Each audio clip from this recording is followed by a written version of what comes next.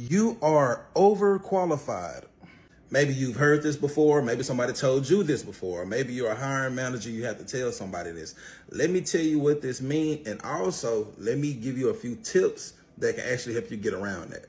Okay, recently I put out an ad because I was hiring a dispatcher. Now, this role is a dispatcher. It's one of them roles where I would consider it a full-time, part-time job, meaning you work full-time, but to be honest, you're really not going to be working. You probably work a few hours in the morning, maybe a few hours in the evening, but in most reality, you're going to be sending out loads to drivers sporadically, and you're going to be getting phone calls here and there. But I was only paying $750 a week. Now, what qualifications did I need for this position? You just needed to be friendly, professional. You can work from home, have a cell phone, and internet service and a computer. That's pretty much all you need.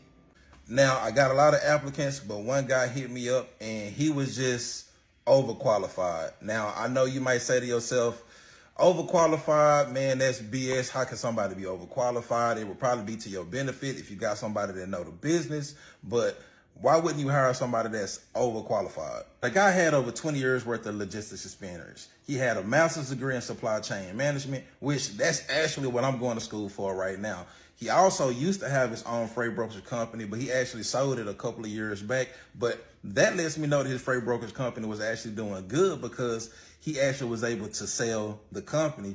Also, on top of that, he used to actually be a manager for JB Hunt. Now, you would say to yourself, man, those are good qualifications. You bring a guy on like that, it should take your business to the moon. But to be honest, you got to remember the position that I'm hiring for. I'm hiring for a dispatcher, and I'm only paying $750 a week.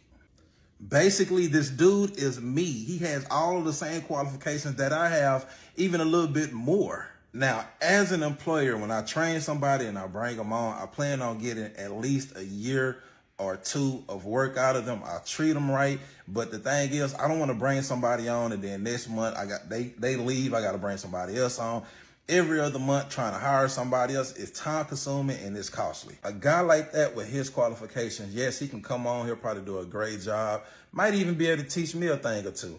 But the thing is, he's not going to be satisfied with $750 a week. A guy with that kind of experience, he's going to probably come on, use that $750 a week in the meantime to get maybe caught up on some bills here and there. But after a month or two, he's still going to be looking for another job because with his qualifications, he can probably I ain't gonna say probably, he would easily qualify for a job paying $100,000 a year. Really, to be honest, maybe $150,000, $200,000 a year with his qualifications. So a job that I'm offering is just really out of his league. And that also tells me that he's aiming low. And if you ever been told you overqualified, that's because that employer feels like you're aiming low and that you really are qualified for a higher paying position or just a higher position in general. And you probably need to start shooting for higher positions. How can you get around being overqualified? This is a cheat code. It's very simple. When you see a job opportunity or you see a job ad, when you submit your resume, only submit the qualifications that they're asking for. If they're asking for a year of experience, don't turn around and give them 15 years and your degrees and everything else. You basically got to play dumb or play as smart as they just want you to be. You don't want to give them all of your qualifications, all of your accolades. Let them know everything that you've done and that you're possibly even more qualified than they are. And it's really not even about being more qualified than that person or that hiring manager.